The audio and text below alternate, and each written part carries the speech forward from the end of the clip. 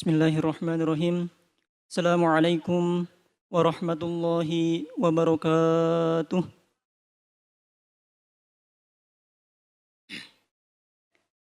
Alhamdulillah. Nahmaduhu subhanahu wa ta'ala hamdan yuwafi ni'amahu wa yukafi'u mazidah. Ya Rabbana lakal hamdu kama yanbaghi li jalali wajhika wa adimi sultanik. Subhanaka la nuhsi thana'an 'alaika kama athnaita 'ala nafsik. Falakal hamdu walakal syukru 'ala dhalik. Allahumma salli 'ala sayyidina Muhammad wa 'ala alihi wa ashabihi wattabi'ina lahum bi ihsanin ila yaumiddin. Allahumma ya Rabbana a'inna ala fahmil Qur'an wal amal bih wa a'inna ya Rabbana allimna at-ta'wila wa faqihna fid din warhamna wa la tu'adzibna waj'alna ya Rabbana minal mutahabbina fik wa minal mutazawwirina fik wa minal mutabadirina fik innaka ala kulli syai'in qadir. Warzuqna ya Rabbana taubata qoblal maut wa syahadata 'indal maut wal jannata ba'dal maut. Amma ba'd. Yang terhormat dan yang kita hormati, yang mulia dan yang kita muliakan, guru kita bersama Buya Yahya, Umi Fairuz beserta keluarga. Mudah-mudahan Allah Subhanahu wa taala senantiasa memberikan kepada beliau-beliau umur panjang dalam taat serta sehat walafiat. Mudah-mudahan Allah Subhanahu wa taala senantiasa mempermudah hajat-hajat beliau, wabil khusus hajat-hajat dalam urusan dakwah, dan semoga Allah Subhanahu wa taala senantiasa istiqomah beliau di dalam membimbing dan mengarahkan kita selalu. Yang kami hormati para pecinta dan para perindu Rasulullah sallallahu alaihi wasallam dan semua yang hadir pada kesempatan pagi hari ini, yang semoga Allah Subhanahu wa taala menjadikan antum semuanya pecinta dan perindu Rasulullah sallallahu alaihi wasallam yang sesungguhnya. Alhamdulillah, kita pada hari ini mengawali rutinitas kita, yaitu majelis tafsir, yang mana sebelumnya kita telah melalui libur karena memang menurut kami itu adalah sunatullah. Ada liburnya, ada sesekali jalan dan lain sebagainya, itu adalah rutinitas dalam sebuah kehidupan, hal yang wajar. Alhamdulillah, kita telah melalui bulan Ramadan, yang mana bulan Ramadan adalah bulan di mana kita berdamai kepada Allah Subhanahu wa taala, di mana kita memperbanyak ibadah kepada Allah Subhanahu wa taala. Kemudian setelah bulan Ramadan kita memasuki bulan Syawal, diawali dengan hari Aid, dan itu semuanya adalah kenikmatan dari Allah Subhanahu wa taala. Kenapa kita menyebutnya itu nikmat? Karena di dalam bulan Ramadan kita bisa berbuat baik kepada Allah, dan di dalam bulan Syawal kita bisa berbuat baik kepada sesama manusia, dan itu adalah hakikat takwa kepada Allah Subhanahu wa taala. Kita bisa berbuat baik kepada Allah dan bisa berbuat baik kepada sesama manusia. Tidak dikatakan takwa jika hanya bisa berbuat baik kepada Allah, akan tetapi tidak bisa berbuat baik kepada manusia. Begitupun sebaliknya, ada orang berbuat baik kepada sesama manusia, kepada sanak kerabat, kepada orang tua, kepada tetangga dan lain sebagainya, berbuat baik, akan tetapi ia meninggalkan sholat, maka ini pun tidak dikatakan takwa, karena ia tidak bisa berbuat baik kepada Allah, juga tidak bisa berbuat baik kepada sesama manusia. Baik, di dalam bulan Syawal kita telah melakukan rutinitas tahunan kita, yaitu adanya mudik, yang mana tujuannya adalah kurang lebih adalah bersilaturahim. Dan tugas kita sekarang adalah menjaga rutinitas tersebut, menjaga silaturahim tersebut, seperti faidah yang pernah Buya sampaikan, seperti yang pernah guru kita sampaikan, yaitu Buya Yahya. Ada beberapa perkara yang mesti kita jaga di dalam menjaga silaturahim. Yang pertama adalah berdoa, saling berdoa, saling mendoakan. bukan hanya berdoa tatkala bertemu, akan tetapi yang paling penting daripada itu adalah kita mendoakan orang lain tatkala berpisah. Sampai dikatakan jika ada dua orang sahabat yang saling bersahabat, yang saling berteman, yang saling bermuamalah, akan tetapi tatkala ia berpisah kemudian tidak saling mendoakan, maka kedua-duanya dikatakan pendusta. Oleh karena itu, dari sekarang mulai kita belajar untuk saling mendoakan teman-teman kita yang di majelis ilmu, barangkali punya teman baru, punya tetangga baru, doakan setelah kita pulang majelis. Mudah-mudahan tetangga kita, teman kita yang hadir majelis, semoga Allah Subhanahu wa taala memberikan dengan segala kebaikan. Kemudian yang selanjutnya, setelah kita berdoa, maka kita setelah bersilaturahim, maka biasakan jangan kita membicarakan kejelekan orang lain. Membicarakan kejelekan orang lain adalah menggunjing, dan menggunjing ini para orang tua kami dosa di atas dosa. Dosanya sangat besar karena orang yang mengunjing pasti amal ibadahnya akan hangus nanti di akhirat. Maka biasakanlah kita untuk tidak membicarakan kejelekan orang lain. Ini adalah hal-hal yang mesti kita lakukan ketika kita menjaga silaturahim kita. Kemudian yang ketiga, di dalam kita menjaga silaturahim, maka biasakanlah kita untuk membicarakan kebaikan orang lain. Diceritakan pengikut Sayyidina Isa alaihi salam, beliau itu memiliki pengikut yang dinamakan dengan Hawariyun. Kisahnya pengikut Sayyidina Isa dengan Sayyidina Isa sendiri berjalan di dalam sebuah perjalanan, kemudian menemukan seekor bangkai anjing. Kemudian karena menemukan bangkai anjing, para pengikut Sayyidina Isa mengatakan alangkah baunya bangkai tersebut, alangkah jijiknya bangkai tersebut, dan semua kejelekan disebut oleh pengikut Sayyidina Isa alaihi salam. Karena memang kenyataannya seperti itu. Akan tetapi Sayyidina Isa alaihi salam mengucapkan alangkah putih gigi bangkai tersebut. Itulah makna bahwasanya tidak mungkin jika ada gunjingan yang keluar pada seseorang kecuali gunjingan tersebut keluar dari hati yang busuk. Nabi Isa hatinya baik, maka yang keluar pun pasti baik. Jadi biasakan ketika kita memandang ada hal apapun di dalam kehidupan kita, coba cari pandang dari sudut kebaikan yang ia miliki. Jangan kita membiasakan membicarakan keburukannya dan lain sebagainya. Kemudian hal yang selanjutnya, yang keempat yang perlu kita lakukan di dalam menjaga silaturahim yang telah kita lakukan adalah biasakan ketika kita bersilaturahim, maka terus lakukan dengan sungguh-sungguh. Artinya jangan sampai kita melakukan silaturahim tersebut dengan kekurang yakinan kita. Kemudian jangan biasakan juga yang namanya prasangka buruk kepada orang yang kita maksudi. Artinya ketika kita silaturahim, jangan biasakan dengan prasangka buruk dengan orang lain. Jangan biasakan prasangka buruk, karena yang namanya prasangka buruk itu para orang tua kami itu berkembang dari mulai dengan sesama, dengan pasangan kita, dengan teman-teman kita, meningkat berprasangka buruk dengan guru-guru kita, naudzubillah, dan ini yang akan menjadikan ilmu kita tidak manfaat.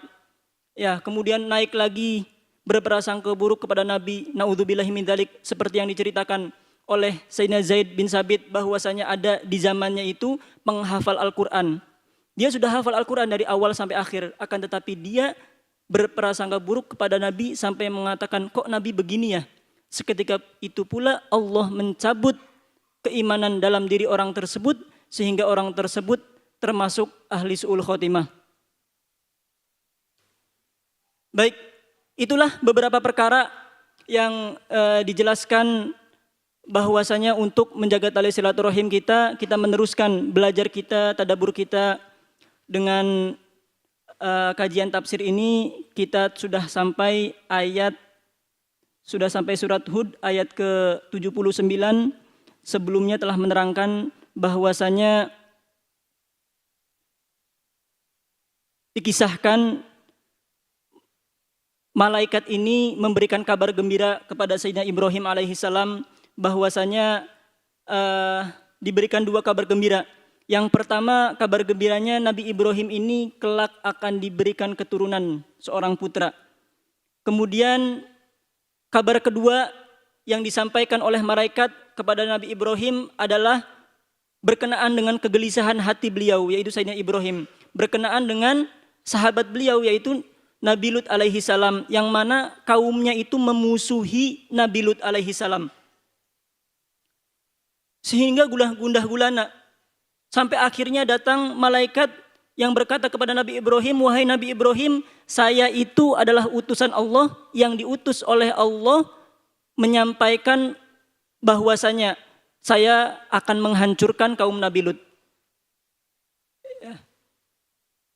Kemudian sampai pada, kenapa kok sampai dihancurkan? Karena sudah kita ketahui bersama pada pertemuan yang sebelumnya bahwasanya kaum Nabi Lut itu dikenal dengan kaum yang bertentangan dengan fitrah, yaitu punya kelainan dalam hal syahwat. Beliau itu suka dengan sesama jenis, yang laki-laki dengan laki-laki, perempuan pun suka dengan perempuan. Ya, luti itu dikatakan hubungan laki-laki dengan laki-laki. Kalau perempuan dengan perempuan disebutnya sihak. Itu ada beberapa kejadian dan sangat lumrah di zaman Sayyidina Lut alaihi salam. Sehingga para ulama mengatakan hukuman laki-laki dengan laki-laki jika ada hubungan, ya, atau kita sebut dengan sodom, maka hukumannya itu seperti yang pernah dijelaskan oleh para ulama, ada 3 pendapat yang kuat dan 1 pendapat yang lemah. 3 pendapat yang kuat seperti halnya zina. Ada zina muhson, ada zina ghairu muhson. Kemudian juga yang kedua hukumannya dibunuh. Pelaku dan objeknya pun dibunuh sama. Kemudian yang ketiga hukumannya adalah ditinggikan ke sebuah tempat yang tinggi kemudian dijatuhkan. Dan ini adalah hukuman yang keempat, ini adalah pendapat lemah, adalah ditakzir sampai dia meninggalkan pekerjaan tersebut. Baik, kemudian diceritakan juga bahwasanya ketika ada malaikat yang mengunjungi kepada Sayyidina Lut itu, ada yang menawari daripada kaum Nabi Lut bahwasanya saya ingin laki-laki tersebut. Karena kaum Nabi Lut ini menginginkan seorang laki-laki, jadi tidak ingin perempuan.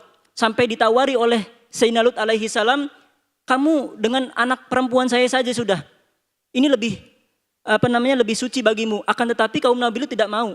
Sampai mengatakan di dalam di dalam ayat selanjutnya, yaitu Quran surat Hud ayat 79, beliau mengatakan qalu, mereka ini adalah umat, ya, umat dari Sayyidina Lut.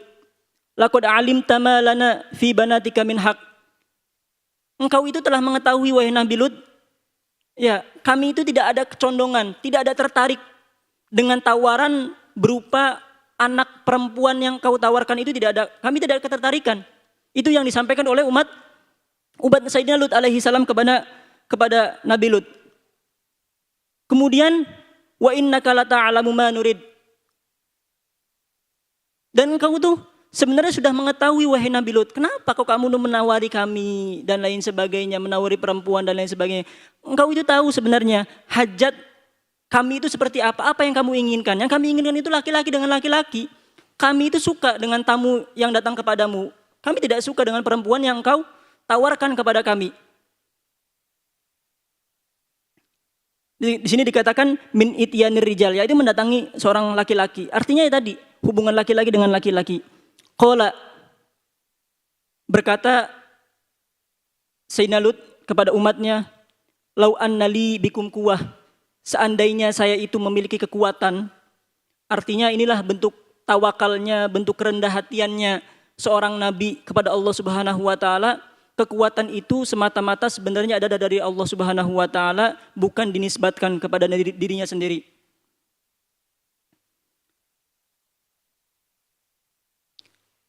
Kemudian di dalam kisah ini ketika mengatakan qala law anna li bikum quwwah, ya. Di zamannya Nabi Lut alaihi salam sangat sedikit terjadi peperangan. Bahkan kisah di zaman nabi-nabi sebelum Nabi Muhammad sallallahu alaihi wasallam terjadinya peperangan itu sangat sedikit. Kebanyakan peperangan itu terjadi ketika zamannya Nabi Muhammad sallallahu alaihi wasallam. Sangat banyak, dan disyariatkannya peperangan di zaman Nabi Muhammad sallallahu alaihi wasallam merupakan kasih sayang Allah kepada Nabi Muhammad dan merupakan kasih sayang Allah kepada umat Nabi Muhammad sallallahu alaihi wasallam. Kenapa berupa kasih sayang perang ini?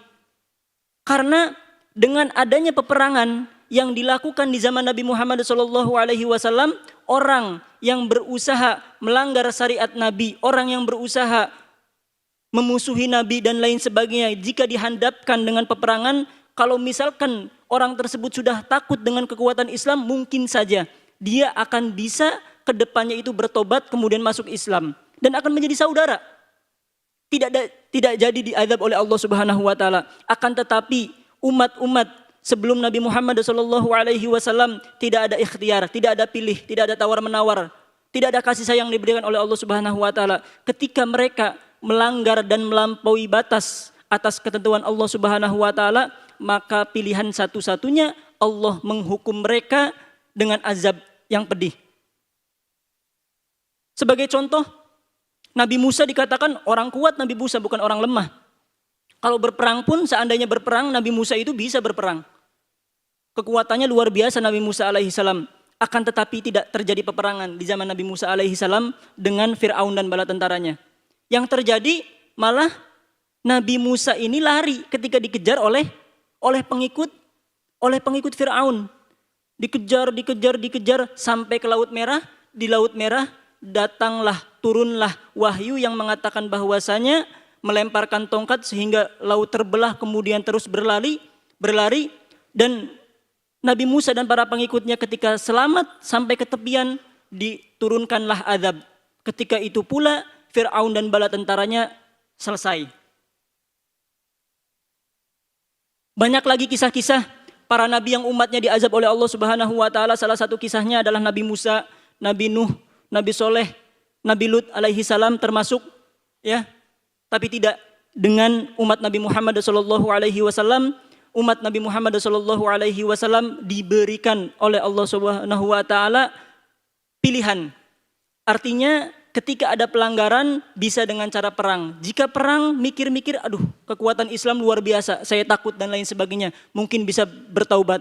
Kalau misalkan mereka sampai berasyhadu alla ilaha illallah, maka sudah tidak akan terjadi lagi yang namanya peperangan. Dan itulah di hati Nabi Muhammad dan para sahabatnya tidak ingin terjadi peperangan. Mudah-mudahan dengan sebelum terjadi peperangan, mereka ini para nabi dan para sahabat itu berdoa kepada Allah agar tidak terjadi peperangan. Mudah-mudahan Allah Subhanahu wa taala memberikan hidayah kepada kaum kafir Quraisy ketika itu.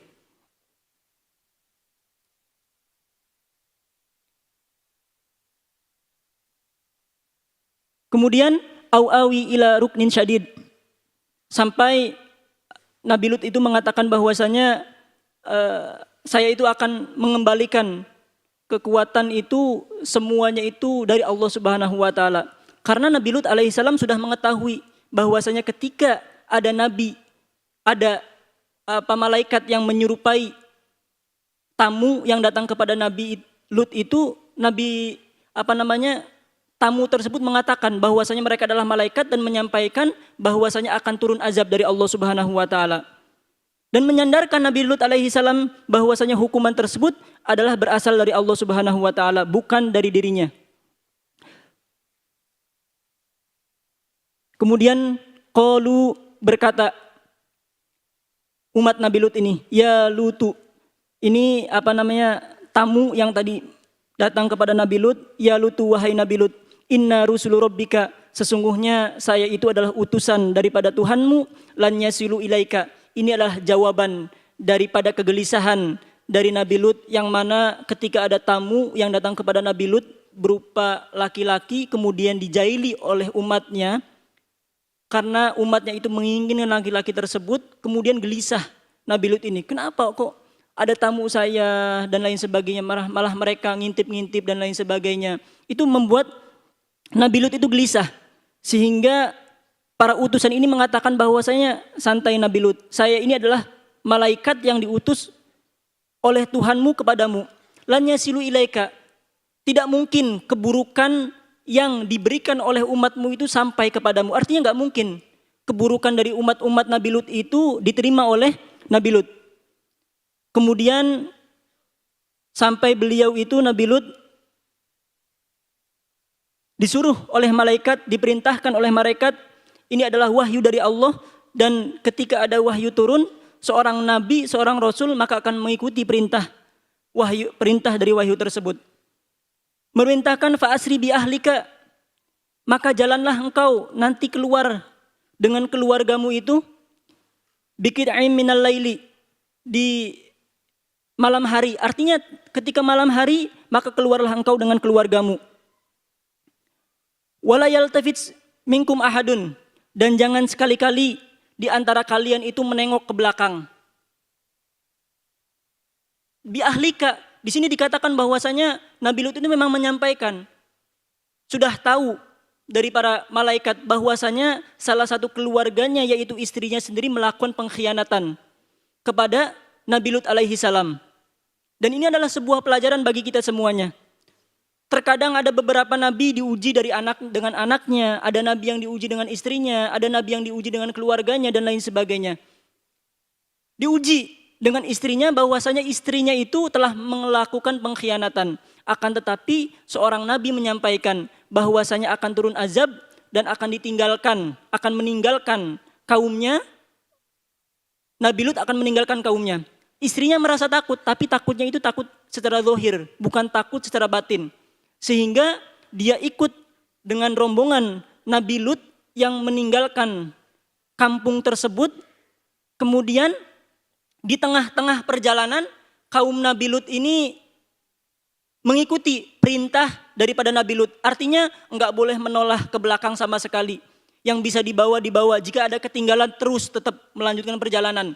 Akan tetapi yang terjadi pada istrinya adalah termasuk, karena memang sudah termaktub, sudah tertulis nasibnya memang termasuk minal gobirin, tertinggal daripada orang-orang yang selamat. Istrinya tersebut menoleh ke belakang karena ada suara ribut-ribut, sehingga tertinggal dari rombongan, dan termasuk istrinya adalah orang-orang yang tertimpa musibah. Orang-orang yang terkena azab Allah, orang-orang yang terkena hukuman dari Allah Subhanahu wa taala. Illam ro'atak, kecuali istrimu. Ya, dikatakan di sini illam ro'atak, kecuali istrimu, itu memang termasuk minal ghabirin, termasuk orang-orang yang tertinggal daripada orang-orang yang selamat. Innahu musibuha, karena sesungguhnya bencana itu menimpa kepada istrinya, ma asobahum, sebagaimana yang tertimpa oleh sahabatnya, oleh kaumnya, oleh kaum Nabi Lut. Dikatakan pula, ada yang mengatakan bahwasanya ketika di dalam rombongan, istrinya itu menoleh ke belakang karena ada suara yang memang benar-benar ribut di sana. Kemudian ketika menoleh dan ketika tertinggal oleh kaumnya, turunlah azab Allah berupa bebatuan yang turun dari langit dan menimpa kepadanya. Kapan waktu azab tersebut turun, hukuman Allah yang diturunkan kepada Nabi Lut tersebut? Dikatakan di sini alaisa subuhu biqorib. Dikatakan bahwasanya inna mau'idahumus subuhu, bahwasanya hukuman yang Allah timpakan kepada kaumnya Nabi Lut itu mendekati waktu subuh, di waktu subuh. Kemudian dikatakan alaisa subuhu biqorib, karena jarak ketika sudah malam dengan waktu subuh itu sangat kecil jaraknya, hanya beberapa jam saja, makanya dikatakan alaisa subuhu biqorib, karena waktunya sangat dekat. Kemudian dikatakan falamma jaa amruna, ketika datang apa yang telah Allah janjikan berupa hukuman, berupa azab, ja'alna 'aliyaha safilaha. Allah itu menjadikan ketika ada hukuman yang Allah turunkan, Allah menjadikan yang di darat ke atas, yang dari atas ke bawah, artinya diputar-putar bumi ini. Ini azab. Kemudian wa amtorna 'alaiha hijaratan, dan Allah itu menghukum kaum Nabi Lut dengan cara menurunkan bebatuan. Min sijil. Sijil itu adalah tanah liat yang kemudian dibakar, ya jadi batu, kemudian dibakar sampai benar-benar membara, kemudian Allah turunkan ke atas kepala orang-orang yang ditimpai musibah tersebut, ditimpai azab tersebut.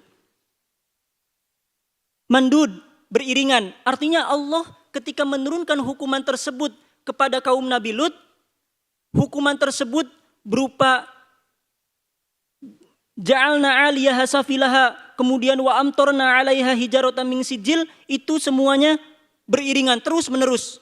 Dan dikatakan di sini musawwamatan 'inda rabbik, artinya setiap bebatuan ini pasti memiliki tuannya. Artinya sudah tertulis bebatuan yang Allah turunkan dari atas langit ini yang membara ini sudah ditulis. Misalkan ini buat fulan, maka terjatuh kepada fulan. Ini terjatuh kepada fulan, fulanah dan lain sebagainya. Terus sampai semua kaum Nabi Lut itu binasa.